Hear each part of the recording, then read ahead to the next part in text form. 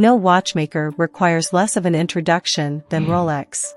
It is a brand whose name is known far beyond the confines of our industry. Rolex is synonymous with luxury, replaceable with value, and imbued with a legacy that no amount of money, spin, or publicity can replicate. But how did the company grow from being started by an orphan to the multi-billion-dollar enterprise it is now? This is the story of how Hans Wilsdorf and Alfred Davis started and grew a wristwatch manufacturing company. To understand why Rolex has such dominion over the industry and its trends, we must go back to the beginning, to the dawn of the 20th century, and into the mind of a successful entrepreneur who believed he had hit upon an idea that would put his newly founded company on the map. Rolex's history began in 1905 when Hans Wilsdorf founded the company with his brother-in-law, Alfred Davis. The company was founded in England, but it quickly relocated to Switzerland. Working together seemed like a perfect move because Hans had the idea and Alfred had the money. Hans Wilsdorf early life? We will be forgiven if we think Hans was from America or Switzerland, but he wasn't. He was a German orphan. Hans was born in 1881 in Kulmbach, northern Bavaria, to a prosperous middle-class family. His grandparents were well off, and his parents ran an ironmonger shop in Kulmbach. As a result, Hans was able to enjoy a relatively carefree childhood. When he turned 12, however, disaster struck twice. Both of his parents died soon after each other. Hans and his two siblings became orphans in a short period of time. Eventually, his relatives took him to a school in Coburg, and it was there that he devoted his time to studying books and became quite proficient at reading, writing, and speaking in English. At the age of 19, Hans moved to La Chaux-de-Fonds in Switzerland in search of a better life.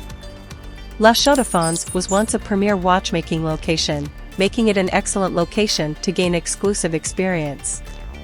This is where Hans first became fascinated with watches. After working for a pearl merchant, he was hired by Kuno Korten, a developing watch company. He had no prior experience making watches, so what did he have that they needed? He could read and write English, so he could respond to letters from the American and British empires. Hans developed a fascination with watch movements and their accuracy while working for Kuno Korten. A new partnership is formed. Following his employment with Kuno Korten, Hans decided it was time to launch his own watch industry career. After relocating to London, he connected with his brother-in-law, Alfred Davis, who was a good partner for the project. In 1905, they established Wilsdorf and Davis jointly. At the time, Hans was 24 years old.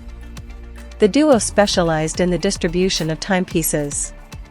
Simply put, at first, Hans and Davis Hermann-Egler's quality movements and then placed them in quality watch cases made by companies such as Denison, and sold them to jewelers. Having achieved a level of success in this endeavor, the two realized the potential for creating their own brand. In 1908, this was realized when Wilsdorf secured the name Rolex. The Rolex brand. The name Rolex didn't come from the watchmaker's last name. Rather, Wilsdorf claimed that a genie whispered Rolex in his ear while he was riding on a horse-drawn bus. Wilsdorf wanted a short name that would be simple to remember and pronounce in any language. Although the company began in London, it quickly established a presence in La Chaux-de-Fonds, Switzerland, after registering the Rolex trademark. At the time, wristwatches were very much available, but they were not the men's choice. Wristwatches were notorious for being unreliable. So, men preferred pocket watches, which were more accurate and protected from harsh weather conditions. Wristwatches, on the other hand, were seen as fashion statements for women. However, Hans saw beyond all these. Wilsdorf always saw an appeal for precision in timekeeping. The precise movements of each hand dancing along the clock face had never been seen before. This was enough to capture the hearts of Londoners and catapult Waldorf into the luxury watch industry, and in 1910, a Rolex became the first wristwatch to carry the Swiss certificate of chronometric precision. After receiving such a prestigious acknowledgement, the Kew Observatory, UK, awarded Rolex a Class A certificate for precision, a distinction that up until that point had been reserved for marine chronometers. In 1919, Rolex relocated from London to the enchanting setting of Geneva, a city highly regarded in the watchmaking market. A step towards global acceptance. Hans was not satisfied with the success his company was making. He wanted more, and that would require an out-of-the-box idea. Rolex started to assemble a prestigious clientele in order to match its unparalleled status in the luxury watch industry. The brand, known as Watches for Achievers, attracted explorers from around the world looking for a wristwatch they could trust no matter where they were. In 1926, they created the world's first waterproof and dustproof watch, which, while impressive at the time, was a far cry from their deep-sea challenge watch, which can now dive to 12,000 meters. Mercedes Gleitze swam across the English Channel wearing one of the first waterproof wristwatches. Unfortunately for Mercedes, her record attempt was thwarted due to the adverse weather. She was brought back to the coast on a vessel after spending more than 15 hours in the icy waters between France and the United Kingdom. Her Rolex, on the other hand, was completely intact and kept accurate time despite hours of immersion in cold seawater. The death-defying feat drew the attention of the British media, catapulting Rolex back into the spotlight. Shortly after creating the waterproof Oyster, Rolex kept up its innovative trend by creating the perpetual rotor in 1931. This is what is referred to as an automated or self-winding movement nowadays. The perpetual rotor could complete a 360-degree rotation and supply power to the mainspring.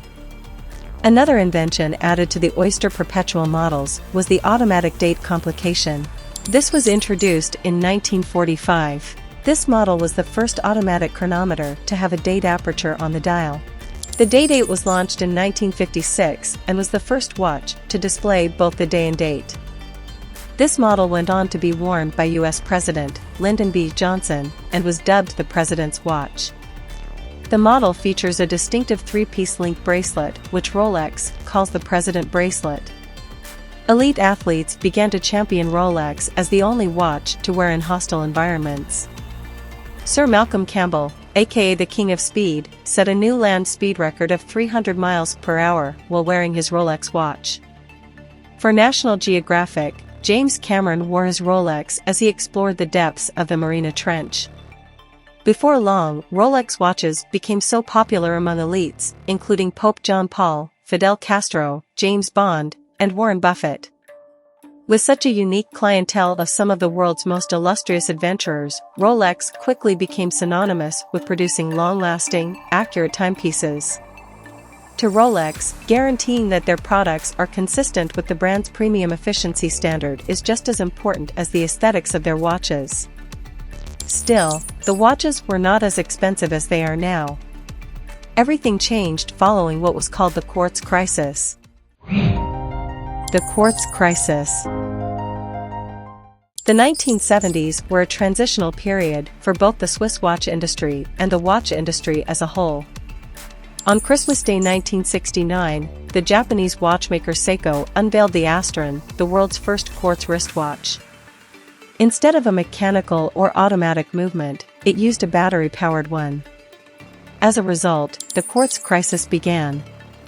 Quartz watches quickly gained popularity due to their low cost and durability, in addition to the allure of the new, futuristic-looking technology. Not only were they less expensive than most mechanical or automatic watches, but they were also remarkably durable and accurate. And, while the production of mechanical and automatic watches had advanced significantly since the days when watches were built entirely by hand, quartz watches remained much easier to produce. Soon after, the existing market, particularly the Swiss, began to suffer significantly. They had difficulty keeping up with quartz watches in terms of price, precision, and production. However, Rolex resisted new technology in order to preserve centuries of watchmaking tradition.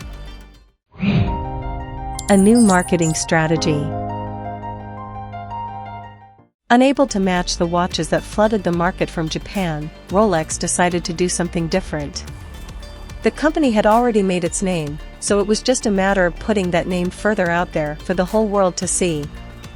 As a result, Rolex invested heavily in building the prestigious brand image they have today. When flying was still a luxurious pursuit, Rolex timepieces were installed at airports, and upscale leisure activities including tennis, golf, equestrian sports, yachts, and the Vienna Philharmonic Orchestra were sponsored. The Hans Wilsdorf Foundation. As a result of these marketing strategies, the Rolex brand has grown into what it is today, and Rolex watches are even more coveted today than ever before. However, Hans was unable to see this rise. In fact, he had already long withdrawn himself from the watch business. Following the death of his wife, Florence Crotty, in 1945, Hans transferred the responsibility for the company to the Hans Wilsdorf Foundation. He passed away 15 years later in Geneva at the age of 79, and as he did not have any children, the foundation has taken over ownership of the brand to this day. The non-profit foundation supports the arts and cultures, as seen in the Mentor and Protégé initiative, grants scholarships to students, and responds to public and private social services requests. Since 2002, Rolex, under the ownership of the Hans Wilsdorf Foundation, has matched young enthusiasts for architecture, dancing, writing, and cinema with mentors who help them create portfolios and even acquire access to networks that will be useful to them for the rest of their life. The Rolex brand today. Over the years, Rolex has maintained consistency in its designs while introducing little model adjustments. While many businesses altered throughout the quartz crisis and ultimately lost ground in the market, the Rolex brand remained constant. For the last 10 years, Rolex has maintained its tradition of producing sports watches, which have grown in popularity. The company divides its watch selection into two groups: traditional timepieces and business watches. The Rolex Submariner, Day-Date President, Cosmograph Daytona, Datejust, Yachtmaster, GMT-Master 2, Explorer, Explorer 2, Air King, Oyster Date, Oyster Perpetual, Date, Sea Dweller, Deep Sea, Day-Date 2, Masterpiece, Lady Pro Master, Lady Datejust, and Lady Perpetual watches are just a few of the exquisite and unmatched timepieces that Rolex continues to produce. Each model has its own personality and creates a different sense of achievement, power, and adventure. The diversity of these watches is certain to suit the most discerning tastes.